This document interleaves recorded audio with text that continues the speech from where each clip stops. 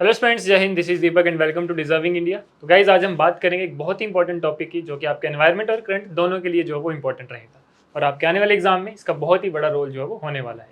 Guys आज हम बात करेंगे ग्रोस एनवायरनमेंट प्रोडक्ट इंडेक्स की। अब आप बोलेंगे सर ये ग्रोस एनवायरनमेंट प्रोडक्ट इंडेक्स क्या है, तो आज इसके बारे में हम जानेंगे। देखिए उत्तराखंड है, ठीक है, उत्तराखंड ने अचीव किया है ground breaking milestone by launching the gross environment product index की। उत्तराखंड ने जो है वो पहला ऐसा स्टेट बन चुका है इंडिया का जिसने ये ग्रोस एनवायरनमेंट प्रोडक्ट इंडेक्स को लॉन्च किया है। तो आइए इसके बारे में जानते हैं कि ये क्या है और क्या इसके सिग्निफिकेंस है।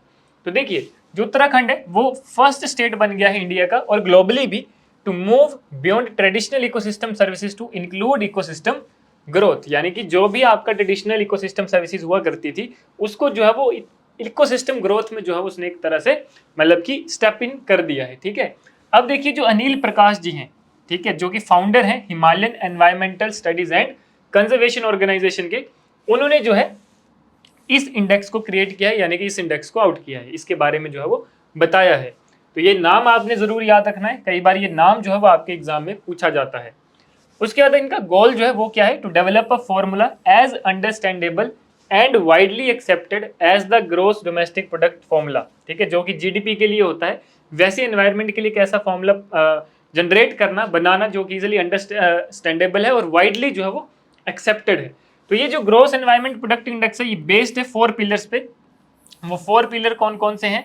Air, soil, trees and water, यानी कि air, soil, trees and water जो है इसके 4 मेन पिलर है जिसके ऊपर, जिनके बेसिस पर जो है वो ये इंडेक्स कैलकुलेट होगा। इनकी इनोवेटिव अप्रोच के अलावा अगर हम देखें तो जो हमारा ग्रोस एनवायरनमेंट प्रोडक्ट इंडेक्स है उसने काफी क्रिटिसिज्म भी जो है वो फेस किया है। जैसे अगर हम बात करें गंगा आह्वान मूवमेंट जो चली थी आपकी, ठीक है, that argue that the index may oversimplify the complex relationship between human activities and ecological impact.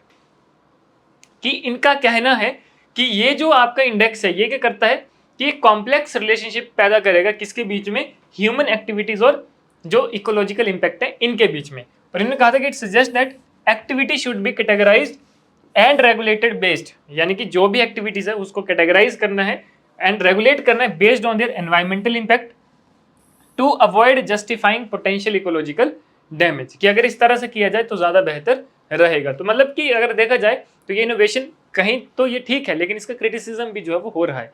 हालांकि ये जो है वाइडली एक्सेप्टेड होगी क्योंकि एक इनोवेटिव आइडिया है और ये जो है जरूर काम करेगा। अब अगर हम कंसेप्चुअल स्ट्रेंथ की बात करें तो जो ये हमारा ग्रोस एनवायरमेंटल प्रोडक्ट इंडेक्स है ये क्या करता है? That offers a meaningful way to access the contribution. ठीक है, कि एक मीनिंगफुल वे जो है कंट्रीब्यूट करता है to access the contribution of ecosystem to the economy and human wellbeing by translating diverse ecological services into single monetary value. तो ये जो है वो इस जीईपी की जो है वो मेनली स्ट्रेंथ जो है वो रहती है। चैलेंजेस की बात करें तो कुछ कंसर्न्स है, जैसे कि scientific rigour behind the GEP formula and its broader application.